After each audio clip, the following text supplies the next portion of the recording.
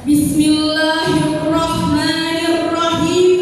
Tanam pinang rapat-rapat agar puyuh tak dapat terbang. Jawablah salam dengan semangat jika Anda umat Muhammad.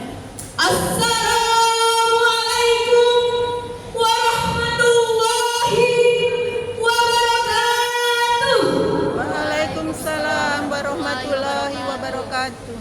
Alhamdulillah, alhamdulillahi rabbil alamin. Wassalatu wassalamu ala man la nabiyya ba'dahu wa ala alihi wa sahbihi wa man tabi'a hudahu, amma ba'du.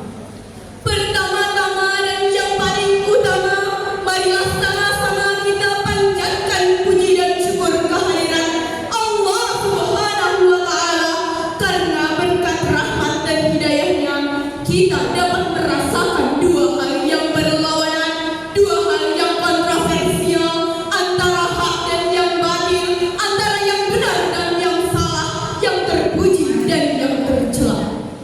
Selanjutnya, salawat berbingkaikan salam marilah kita sanjungkan kepada baginda Nabi besar Muhammad Sallallahu Alaihi Wasallam yang telah memayungi kita dari panasnya mentari-mentari jahiliyah sehingga kini kita berada dalam kesejukan dan kedamaian di bawah naungan Islam.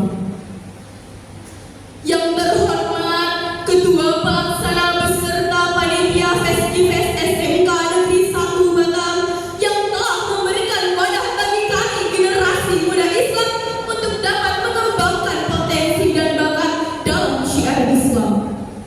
Yang saya hormati Dewan Juri yang arif dan bijaksana dalam mengambil keputusan. Yang saya hormati Bapak Ibu yang hadir dalam acara ini serta teman-teman seperjuangan yang saya banggakan. Pada kesempatan kali ini, izinkanlah saya menyampaikan pidato yang berjudul Pemuda Pilar Masa Depan Bangsa. Hadirin yang dirahmati Allah, mendengar kata pemuda, maka yang terlintas dalam gambaran kita adalah sesosok anak manusia yang memiliki fisik yang kuat, mental yang masih akurat. Insinyur Soekarno pernah mengatakan, beriamu 10 pemuda akan mengguncang dunia. Sehingga jelas, sehingga wajar, pemuda adalah peran penting maju mundurnya dunia. Pemuda merupakan estafet perjuangan di masa yang akan datang. Hadirin yang dirahmati Allah, tapi apa yang terjadi saat ini? Kemerosotan moral dan akhlak merupakan tantangan kita yang pertama. Pergaulan bebas, narkoba, dan pornografi adalah masalah yang kerap menjebak generasi muda saat ini. Kemerosotan moral tak boleh kita biarkan, apalagi menutup mata seolah tak terjadi apa-apa, terlebih menyalahkan media sosial sebagai penyebabnya. Sungguh miris, bukan? Kemerosotan moral semakin merajalela, seolah menjadi kultur, bahkan mengesampingkan antara hak dan yang batil, dimulai dari pergaulan bebas tak kenal batas, pembunuhan keji dengan cara mutilasi, sekelompok orang sepakat mati bersamaan dengan cara minum oplosan. Hadirin yang dirahmati Allah, kemerosotan moral tak boleh kita biarkan, apalagi menutup mata seolah tak terjadi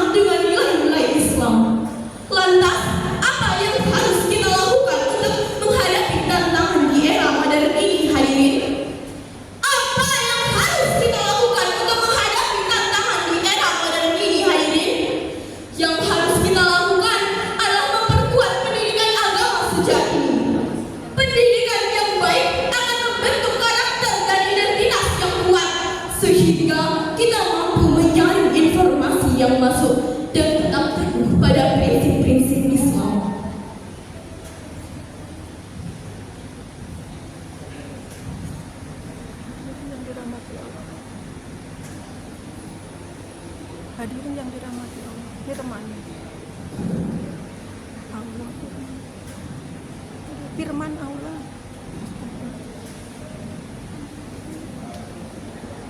Yang harus kita lakukan adalah memperkuat pendidikan agama sejak dini. Karena pendidikan yang baik akan mampu menyaring informasi yang masuk dan tetap teguh pada prinsip-prinsip Islam. Ma'asyiral mu'minin rahimakumullah. Allah Subhanahu wa taala berfirman dalam Quran surah Al-Imran ayat 104. A'udzu billahi minasy syaithanir rajim.